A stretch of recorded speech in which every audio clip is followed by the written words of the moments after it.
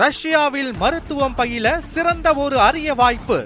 வெளிநாடுகளில் மருத்துவம் பயில சிறந்த முறையில் உதவுகிறது ஏஜே ட்ரஸ்ட் கல்வி குழுமம். டிடிஎஸ் ரவிச்சந்திரன், அதிமுக பிரச்சனை தொடர் தோல்வி அப்படிங்கும் போது எல்லோருமே தாவேகா பக்கம் போறாங்களே, ஏன்? திமுக பக்கம் போனவங்களே இருக்காங்களே. ஆரம்பிரப்பன் ஐயா காலத்திலேருந்து எடுத்துக்கிறது தான். எடப்பாடி பழனிசாமி ஐயா வந்ததுக்கப்புறம் 25 பேர் சொல்கிறவங்கலாம் கட்சியை விட்டு வெளில போயிட்டாங்க, அல்லது அனுப்பப்பட்டாங்க, அல்லது எப்படி வேணாலும் சொல்லுங்கள். Sasikala madam, Sasikala Pushpa, OPS, Natham Viswanathan, PH Pandian, TTV, K Ramachandran, இப்படி ஒரு 25 பேர், ஆர் வைத்தியலிங்கம், மருது அழகராஜும் சேர்த்து சொல்கிறேன். இப்போ நாளைக்கு போகலாம்னு வாய்ப்பு இருக்கக்கூடிய சண்முகம், விஜயபாஸ்கரையும் சேர்த்து சொல்கிறேன். இந்த 25 பேர் இது வரைக்கும் போயிருக்காங்க, ஒத்துக்கிறேன், நான் இல்லைன்னு சொல்ல. அப்போ அந்த 25 பேர் தானா? மொத்தமே 25 பேர். நான் வேணா லிஸ்ட் சொல்கிறேன், ஃபுல்லாக சொல்லட்டுமா? ஓபி ரவீந்திரநாத், மருது அழகராஜ், அன்வர் ராஜா, நெல்லமண்டி நடராஜன், இன்னைக்கு போன வரைக்கும் வெள்ளமண்டி நடராஜன் சார், நாஞ்சூர் கோலப்பன் சார், அவர் பேரை விட்டீங்களா? இப்போ இவ்வளோ நேரம் அவர் அதிமுகவை திட்டினாரா எடப்பாடியை திட்டினாரா? நீங்க அதிமுக இருந்து போனவங்க லிஸ்ட்ல அவர் பேர் இல்ல. கோட்டை தாண்டினவங்களை பத்தி பேசிட்டு இருக்கிறேன். கோட்டை தாண்டி போனவங்களை மட்டும் நீக்கி நான் தான் சொன்னேன்ல, நீக்கினாங்க போனாங்க. வாட் எவர் இட் இஸ் 26 பேர் தான். 18% 2019 வாக்கு, 21% 2026 வாக்கு. இந்த 25 பேர் போனதுனால என்ன ஆச்சுங்கிறத எனக்கு சொல்லுங்க. 18% தானே 2019 சட்டசபையில், பாராளுமன்றத்தில். 2021 33%. கட்சியில எல்லாம் தாவேகாக்கு போயிட்டு இருக்காங்க சார். இதுவரைக்கும் நிலைநிறுத்தி வச்சது பிரச்சனை இல்ல. நீங்க என்ன பாக்குறீங்கன்னு சொன்னா, தெருவுக்கு வந்துடுவாங்கன்னு ஓபிஎஸ் சொன்னார். தெருவுக்கு வந்து என்ன பண்ணாங்கன்னா டபக்குன்னு வீட்டுக்குள்ள போயிட்டாங்க, லெட்டர் போய் மன்னிப்பு கடிதம் கொடுத்துட்டாங்க. அப்படிதான். அதாவது சார், கரைக்கிறதுக்கு எங்கள் தத்துவ ஞானி ஒருத்தர் கருத்தை சொல்லுவார். வெந்நீரில் முட்டையை போட்டிங்கன்னா முட்டையை டப்புன்னு உடச்சிடலாம், வெந்நீரில் போட்டிங்கன்னா கட்டி ஆகிடும். கேரட் ரொம்ப கட்டியாக இருக்கும், வெந்நீரில் போட்டிங்கன்னா சாஃப்ட் ஆகிடும். ஆனால் காப்பி இருக்குது பாருங்கள், தண்ணியில் போட்டிங்கன்னா அந்த தண்ணியை காப்பியாக மாற்றிடும். முகலாயர் சுரண்டி, பிரிட்டிஷ்காரங்க சுரண்டி, காங்கிரஸ் அதையெல்லாம் பார்த்துக்கிட்டு இருந்து இந்தியா இன்றைக்கும் நல்லா இருக்குது அப்படின்னு சொன்னால் இங்கே இருக்கக்கூடிய உழைப்பு. அந்த மாதிரி அதிமுகவில் கடந்த 30 வருடங்களாக எத்தனை பேர் திமுக பக்கம் போயிருக்காங்க.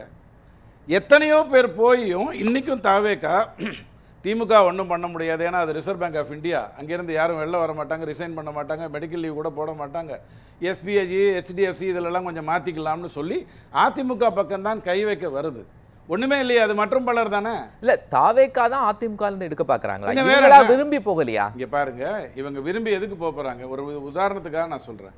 இதே தாவேகா கூட்டணி தேர்தலுக்கு முன்னாடி கூட்டணி பேச்சுவார்த்தை நடத்திருக்காதா? தெரியல. இவ்வளோ நான் தான் ஜோசியமாகவே கேட்குறேன். நான் என்ன பக்கத்தில் கோலப்பண்ணையா தான் பக்கத்தில் இருந்து பார்த்துருப்பார், நான் பார்க்கலையே. ஸோ பேசியிருப்பாங்களா, பேசியிருக்க மாட்டாங்களா? அப்பையும் முதலமைச்சர் தான் அவர் கேட்டிருப்பாரு, எடப்பாடி அதை ஒத்துருக்க மாட்டார். இவங்கெல்லாம் அதை ஏற்றுக்கிட்டு தானே ஃபார்ம் ஏ ஃபார்ம் பி, அதுக்கப்புறம் தேர்தல்.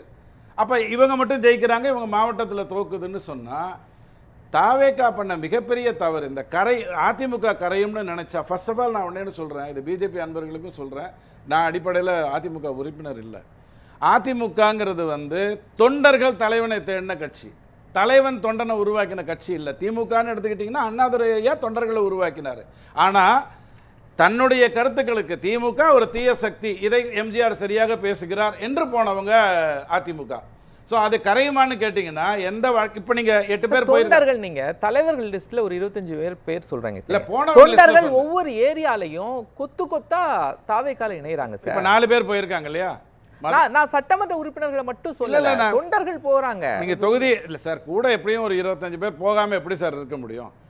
அதுக்கப்புறம் அவங்க துரத்தி விட்டுட்டு அவங்க போயிடுவாங்க, இவங்க பின்னாடி வருவாங்க. அதுதான் வாழ்க்கை. தொண்டை வாழ்க்கை கடைசி வரைக்கும் கீழே தான் இருக்கணும். ஆனால் அதிமுகவில் யார் வேணாலும் மேலே வரலாம். இப்போ கேள்வி என்ன? இப்போ 4 தொகுதி இருக்கா, மதுராந்தகம், தாராபுரம், பெருந்துறை அண்டு அம்பாசமுத்திரமா, அது என்ன இன்னொன்று அந்த 4 தொகுதி இருக்குன்னு வச்சுக்கோங்க. இப்போ இடைத்தேர்தல் வரப்போகுது. இடைத்தேர்தலில் தாவேக்கா அந்த 4த்துலையும் வெற்றி பெறும்னு நீங்கள் நினைக்கிறீங்களா? எழுதி வச்சுக்கோங்க. அது எல்லாமே அதிமுகவின் கோட்டை. அதில் 2 தொகுதி 89லேயே அதிமுக வெற்றி பெற்றிருக்கிறது. சேவலை வச்சுக்கிட்டு இரட்டை இலை இல்லாமல் எடப்பாடியை ஜெயிக்க சொல்லுங்க. ஆர்கே நகரில் என்னாச்சு? சண்டை போட்டுக்கிட்டு இருந்தீங்க, இரட்டை இல்லாமல் தான் 2 பேர் நின்றாங்க. டிடிவி விட்டுருங்க, அவர் ஜெயிச்சாரு, பின்னாடி வந்தாங்க. டெபாசிட் போச்சு திமுகக்கு, உதயசூரியனோட தானே டெபாசிட் போச்சு. இடைத்தேர்தல்னாலே ஆளுங்கட்சி தான் ஜெயிப்பாங்க. இங்க நீங்க ஒரு நிமிஷம், அப்ப நீங்க இதை எப்ப தெரியுமா சொல்லணும்? இப்போ இந்த 10 தேர்தல் நடக்கும் இல்லையா, 8 பேர் போவாங்க. ஆக்சுவலாக தாவேக்காக்கு 8 பேர் தான் டார்கெட்டு. அவங்க விலை வீசிக்கிட்டே இருக்காங்க. மாட்டான் 7 7.5 வந்து 6 மாட்டிக்கிச்சுன்னு 8 பேரை தான் கூப்பிட போகிறாங்க. எத்தனை 15 பேரையா கூப்பிட்டு போகிறாங்க. அதனால தான் விட்டாங்க. இந்த 8 பேர் எதுக்கு? ஏற்கனவே 106 இருக்குது, ஒரு 5 காங்கிரஸ், 111, இவங்க ஒரு 8 பேர் வந்தால் 119. இந்த பக்கம் திருமாவளவன் ஐயா மற்றவங்களாம் எதாவது பேசினா இவங்க எப்படியுமே கூட இருக்க போகிறாங்க. இப்போ இந்த 8 + திருச்சி கிடைக்க 9க்கான இடைத்தேர்தல் நடக்கும் இல்லை, ஆளுங்கட்சி தானே உங்களை பொறுத்த வரைக்கும் ஜெயிக்குமான்னு பாருங்கள். ஏன் சொல்கிறேன் அப்படின்னா, எப்போ ஒரு கட்சி புதுதாக உருவாக்கிடுத்தோ 2 பேர், திமுகவுடைய வேலையே என்ன இருந்தது கடந்த 8 வருஷமாக? அதிமுக உடஞ்சிருச்சு 8 ஆயிடுச்சு 356 ஆயிடுச்சு அப்படின்லாம் பேசிக்கிட்டு இருந்தாங்க. விட்டா 1 கோடி ஆயிடுச்சுன்னு கூட சொல்லியிருப்பாங்க. அந்த மொத்த உறுப்பினரையுமே அப்படியே தான் பேசிக்கிட்டு இருந்தோம். அத்தனை பேசியும் அது ஒரு கூட்டணி அமைக்குது. இப்போ ஐயா என்ன சொல்கிறாரு? அது அதிமுக வாங்கின வாக்கா? இல்லை, பாஜக இருந்தது, பாமக இருந்தது, SS வாசன் இவருடைய இருந்தாங்கல்ல, எல்லாம் இருந்தாங்க. உண்மைதானே? அங்கே 22 கட்சி இருந்ததா?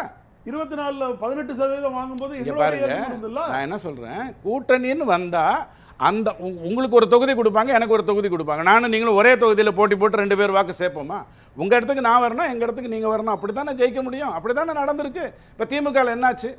கூட இருந்த கூட்டணி 15 வருடமா கூட்டணியிலே இருந்தாங்களே, எட்டு கூட்டணி, அதுல எல்லாம் 2 தான் வெற்றி பெற முடிஞ்சது. தொடர்ந்து வெற்றி பெறும் அப்படின்னு சொன்னால் இவ்வளவு சிதைவுகள் ஏன் உள்ள இருந்து பாருங்க சார், அதிமுகங்கிறத மட்டும் தான் கரைக்க முடியுங்கிற ஒரு எண்ணத்தோட யாருக்கு கரைக்க முடியும்?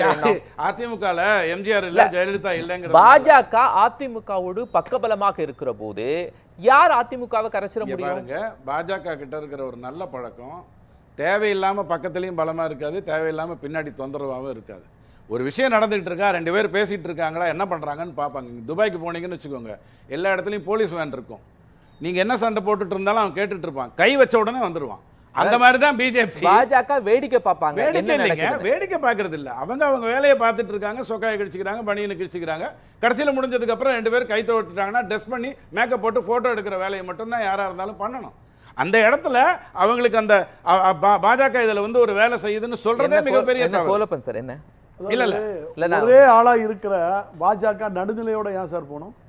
அதே கூட்டணியோட வெளியில போயிருக்க வேண்டியது. சொல்லட்டுமா? அப்ப என்டிஏ கூட்டணி தலைவர் யாரு? எடப்பாடி பழனிசாமி.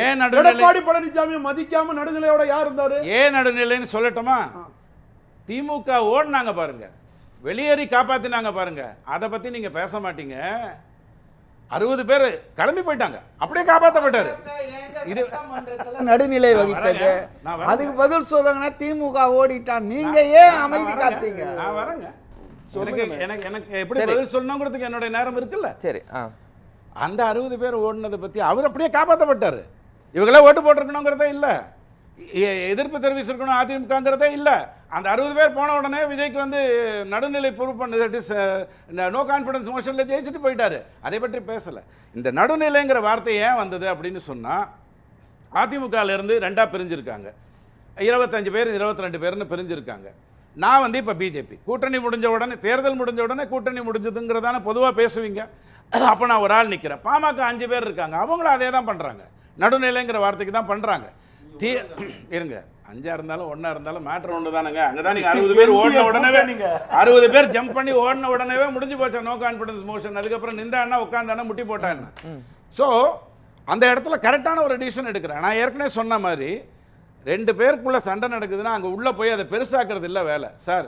ஏற்கனவே ஒரே டைமில் 11 பேர் 18 பேர் வெளில போன போதே அதை சமாளித்தவர் எடப்பாடி பழனிசாமி. ஒரே டைம்ல இந்த பக்கம் 11 பேர் ஓபிஎஸ், அந்த பக்கம் 18 பேர். தோல்வி இருக்குல்ல சார், தொண்டர்களுக்கே ஒரு சோர்வு சார். 2004 இருந்து 2011 வரைக்கும் அதிமுகவோட தோல்விகளையும் உங்களால் பட்டியலிட முடியுமா? எண்ணிக்கை சொல்ல முடியுமா? 11க்கு கீழேயா, 13க்கு 12க்கு மேலேயா? எனக்கு சொல்லுங்க. தோக்கிறதுங்கிறது ஒரு விஷயத்துல நடக்குதுங்க. ஜெயலலிதா அம்மா தோத்துருக்காங்கன்னா அவங்க கடைசி வரைக்கும் முதல்வராகத்தான் வெளில போனாங்க, மக்கள் முதல்வராக தான் வெளில வந்தாங்க. அவங்கள நீங்க ஒன்றும் பேச முடியாது. ஆனால் தோல்விங்கிறது ஒரு விஷயம், அவ்வளவுதான், முடிஞ்சு போச்சு. அதுக்கப்புறம் அது கண்டினியூ ஆயிட்டு இருக்க கூடாதுல்ல, கண்டினியூ ஆயிட்டு இருக்க கூடாதுல்ல சார். 2004 to 2011 கண்டினியூ ஆகி தானே தோத்தது. எங்கேயாவது ஜெயிச்சோமா? நடுவில் ஒரு இடத்துல இடைத்தேர்தலில் ஜெயிச்சோமா, இல்ல பொது தேர்தலில் ஜெயிச்சோமா? ஆனா எந்திரிச்சு மக்களவை தேர்தல்ல நம்பர்ஸ் எடுத்தாங்க அதிமுக. பாருங்க, இங்க மக்களவை தேர்தல்ல நம்பர்ஸ் எடுக்க முடியல. இந்த தாவேகா 2019 ஒரு இடம், 2024 எதுவுமே இல்ல. இந்த தாவேகாங்கிற ஒரு விஷயம் அப்படி பார்த்தா பிஜேபி 21 மாநிலத்தில் ஆட்சி செய்யுது, தமிழ்நாட்டில் தோக்குதுன்னு சொல்லுவீங்களா? வெஸ்ட் பெங்காலே ஜெயிச்சிருக்கோம், தமிழ்நாடு ஜெயிக்க முடியாதா?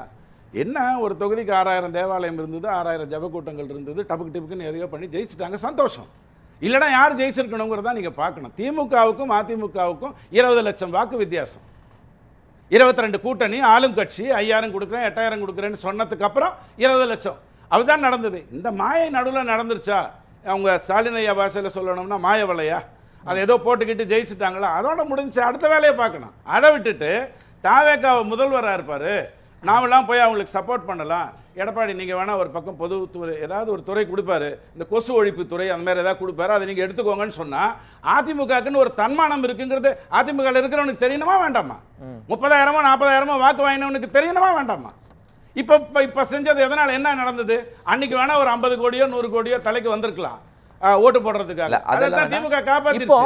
அதிமுக நிர்வாகிகளும் தொண்டர்களும் தாவேகா பக்கம் போறது அங்க கட்சியினுடைய எழுச்சியாலா இல்ல விஜய் மீது இருக்கக்கூடிய அந்த ஈர்ப்பால? ஒரே ஒரு நிமிஷம் சொல்லட்டுமா? 25 பேர் வெளில வந்து ஆதரவு தெரிவிச்சாங்களா?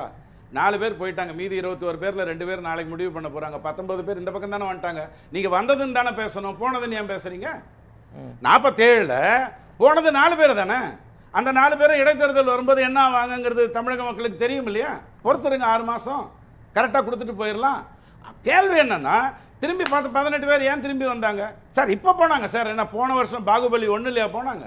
இப்போ 11 நாளைக்கு முன்னாடி போனாங்க, ஏன் திருப்பி வந்தாங்க? தாவேக்கா கிட்ட போயிடுச்சுன்னா நல்லதுன்னு நினச்சிருக்கலாம். அதாவது ஒரு விஷயம் சொல்கிறேன், ஒரு குழந்தை வந்து கண்காட்சியை பார்த்த உடனே நான் போகலாம் அப்படின்னு நினைக்கும். இன்னொரு பெரியவர் வந்து அந்த கண்காட்சிக்கு வேற காரணத்துக்காக போவார். அங்கே போனதுக்கு அப்புறம் அது ஒன்றும் மேட்டர் இல்லைன்னதுக்கு அப்புறம் திருப்பி வந்துடுவாங்க. இது வந்து நீங்கள் ஒன்று புரிஞ்சுக்கோங்க, ஒரு பொதுக்குழு உறுப்பினரை உங்களால தூக்க முடியல, ஒரு செயற்குழு உறுப்பினர் உங்களால தூக்க முடியல. திமுகங்கிற மிருக பலம் 7 வருஷமா எடப்பாடியை இப்படி பண்ணிட்டு போயிருந்திருக்கலாம், தூக்கி போட்டு மேய்ச்சிருக்கலாம், பண்ண முடியல. இன்னைக்கு தாவேக்கா எழுச்சி பெற்று ஜெயிச்சுட்டாங்க, ரொம்ப ஈஸியா பொதுக்குழு உறுப்பினர் செயற்குழு உறுப்பினர் தூக்கி இருக்கலாம், பண்ண முடியல. ஏன்? அதிமுகங்கிறது தலைவர் சார்ந்த ஒரு கட்சி அல்ல, தொண்டர்களால் இருக்கின்ற ஒரு கட்சி. அந்த தொண்டனுடைய குவாலிஃபிகேஷனே 3 தான். ஒன்னு திமுக லீடர்ஷிப் தொடர்ந்து ஸ்பிளிட் ஆகும்போது, முரண்பட்டு நிற்கும் போது தொண்டர்கள் என்ன பண்ணுவாங்க? அவங்களுக்கு ஒரு கான்ஃபிடன்ட் லெவல் அப்படிங்கிறது போயிடும்ல. நியமிச்சவர் தானே சார் ஓபிஎஸ், சார் எடப்பாடி. அவர் ஒன்றும் மக்களால் தேர்ந்தெடுக்கப்பட்டவர் இல்லை தானே. நியமிச்சது யார் சார்? சசிகலா மேடம் தானே. இந்த தேர்தலில் அவங்களோட அவர் விட்டு கொடுக்கல, அனைவரையும் அரவணைச்சு போகல, பாருங்க இந்த தேர்தல் வியூகங்களை முறையா செய்யல அப்படிங்கிற லீடர்ஷிப் क्वेश्चनेबल ஆகுது இல்ல. எனக்கு என்ன புரியலன்னா, நீங்க வந்து கல் எறிஞ்சு இல்ல ஒரு 2 வரி தான் நான் முடிச்சிடுறேன். கல் எறிஞ்சிக்கிட்டே இருப்பீங்க, ஆனா அந்த வந்து சலனமே அந்த இதுல இருக்கக்கூடாது நீங்க சொல்ல வர்றதா இருந்தா, என்னுடைய கேள்வி, எடப்பாடி ஐயாவை நியமிச்சது சசிகலா மேடம் தானே. சசிகலா மேடமுடைய கட்சி வாங்கின வாக்குகள் என்ன? அவங்க இட்ட பணியே செஞ்சாங்க, நயனார் நாகேந்திரன் தோத்து போயிட்டார். ஸோ இட்ட பணி செய்யக்கூடிய அளவில் தானே நீங்கள் இருந்தீங்க. நியமிச்சதுங்கிறது வந்து இயல்பு தானே, ஒரு கட்சினா அப்படி தானே நியமிக்கும். நியமிக்க வேண்டிய நிர்பந்தமே வந்தது நீங்கள் முதலமைச்சர் ஆக முடியாதனால. முதலமைச்சர் நீங்க ஏன் ஆக முடியாம போச்சு? மௌன விரதம் ஒருத்தர் பண்ணதுனால. யாராவது இந்த இடத்துல எடப்பாடி வராரா? சம்பந்தம் இல்லாம எதையோ பண்ணிட்டு உட்கார்ந்துட்டு கேள்வி கேட்குறீங்க சார்.